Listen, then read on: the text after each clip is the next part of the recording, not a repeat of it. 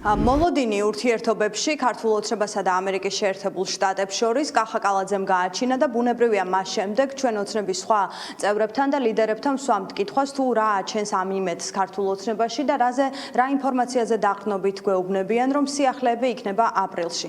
დღეს შალვა პაპუაშვილმა გვიპასუხა ამ კითხვებზე, მან თქვა რომ ის რომ მარკო რუბიო სატელეფონო ზარით ესაუბრა ირაკლი კობახიძეს, ეს უკვე ნიშნავს რომ ორ ქვეყანას შორის ურთიერთობები მაღალ პოლიტიკურ დონეზე ავიდა და ეს არის მათთვის დამაიმედებელი რომ მომდევნო პერიოდშიც იქნება სიახლეები, თუმცა ასეთი მოლოდინი ქართულ ოცნებას გასული წლის განმავლობაში ბევრჯერ შეუქმნია და იმის დასადგენად ეს ბუნდოვანი მოლოდინია თუ რეალური ინფორმაციაზე დაყრდნობილი იმედი.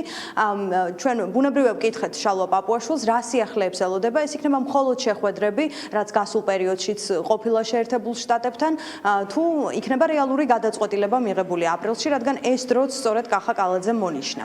თუმცა პარლამენტის თავმჯდომარე ასევე თავს იკავებს რომ მეტი კონკრეტიკა შეიტანოს ამ საკითხში, ამბობს რომ ყველა ფორმატში მუშაობისთვის არის ქართული მხარე მზად და ელოდება რომ სტრატეგიული პარტნიორობა როგორც მთავარი ინდიკატორი აღდგება შეერთებულ შტატებთან.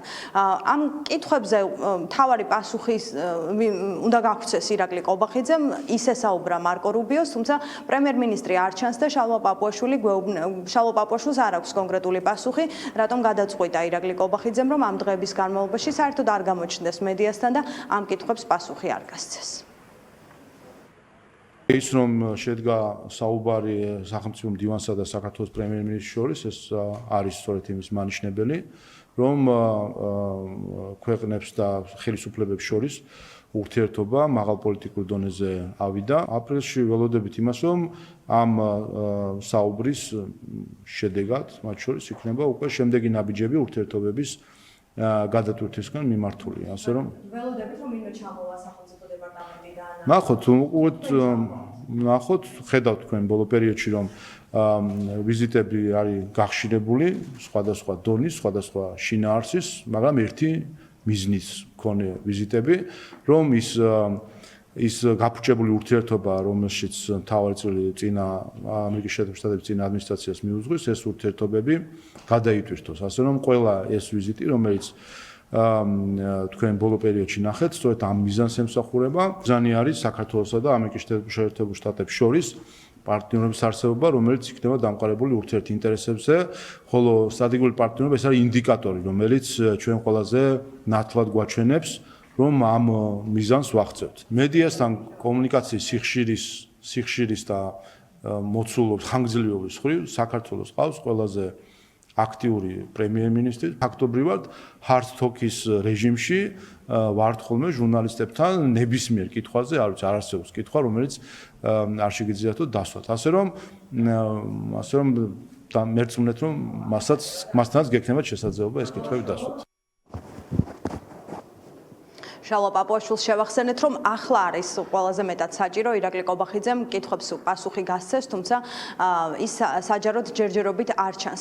პარლამენტის თავმჯდომარე ამბობს, რომ ამერიკა საქართველოს შორის ურთიერთობებში ახლა ყველაფერი დამოკიდებულია ამერიკულ მხარეზე, თუ რა გადაწყვეტილებას მიიღებს შტატები, თუმცა რა არის დამოკიდებული ქართულ ოცნებაზე, პაპუაშვილი გვეუბნება, რომ არ არსებობს ამ ურთიერთობებში რაიმე პირობები, რომელიც უნდა შეასრულოს ქართულმა ოცნებამ. არა და საინტერესოა ამ ურთიერთობებში ერთი ფაქტი, რამდენიმე დღის წინ საქართველოში სტუმრად იყო ჩამოსული ოფიციალური ვიზიტით სახთების მაღალჩინოსანი, რომელიც ეწვია ანაკლიას იქ, სადაც ამერიკული კომპანია არ არის ინვესტორი და შესაბამისად ეს იყო სიგნალი შეერთებული შტატების მხრიდან, რომ მას აქვს ინტერესი ანაკლიის პორტში. შეცვლის თუ არა ანაკლიასთან დაკავშირებით პოზიციას ქართული ოცნება, შეიძლება თუ არა ამისთვის იყოს მზად ურთიერთობების გასაღრმავებლად, პაპუაშვილი გვეუბნება, რომ მათთვის მთავარი არის ანაკლიის პორტის აშენება და შესაბამისად თუ კი ამერიკული მხარე ინტერესს გამოთქვამს, ისინი მზად არიან რომ ჩინური ინტერესი ჩაანაცვლონ ამერიკული ინტერესით.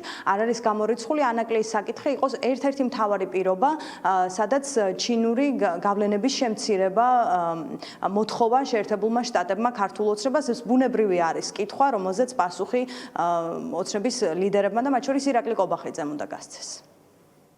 ჩვენ არ ვსაუბრობთ რა პირობების წამოყენებაზე, არც ჩვენი მხრიდან, არც ამერიკის შეერთებულ შტატების ადმინისტრაციის მხრიდან, არასდროს არანაირი პირობა ამ მხრივ წამოყენებული არ არის.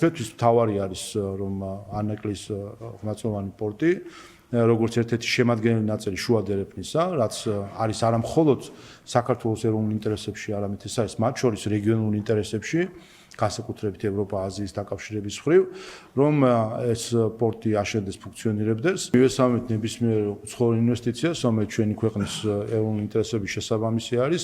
ამ მხრივ, რა თქმა უნდა, ამერიკული ინვესტიციები ყოველთვის მისასალმებელი არის. სამწუხაროდ ვერ გავუღვივეთ ვერანაირად ინტერესი ამერიკელ ინვესტორებს, მიუხედავად იმისა, რომ მიზანმიმართულად იყო ცდილობა საქართველოს მთავრობისგან და არ დაუკლია არანაირი ცდილობა საქართველოს მთავრობას, რომ დაეინტერესებინა არა მხოლოდ ეკონომიკური, ასე ვთქვათ, ინვესტორები ამ მხრივ, არამედ ამერიკის ხელისუფლება მათ შორის, რომ ამერიკის ხელისუფლებას წაეხალისებინა საკუთარი ბიზნეს სექტორი, რომ ქონოდა ინტერესი ინვესტიცია ჩაედო ანაგლის პორტში. ნახოთ, რასთან დაკავშირებით აქვთ ინტერესი ან არ აქვთ ინტერესი, სხვა საკითხებია.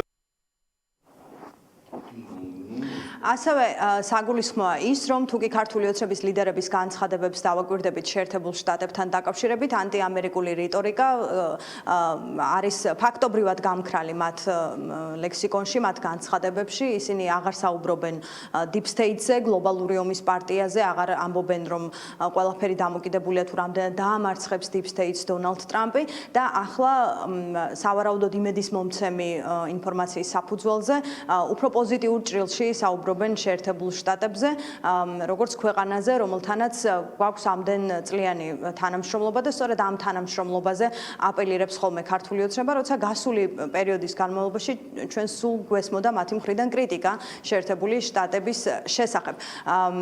ასეთია პასუხები შალვა პაპუაშვილისა, შეიძლება ითქვას, რომ ბუნდოვანია მოლოდინი, რომელიც ქართულმა ოცნებამ ამ ორ ქვეყანას შორის ურთიერთობაში გააჩინა და ჯერჯერობით ზუსტად არ ვიცით რა კონკრეტულ სიახლეს უნდა ველოდოთ მომდევნო თვეში.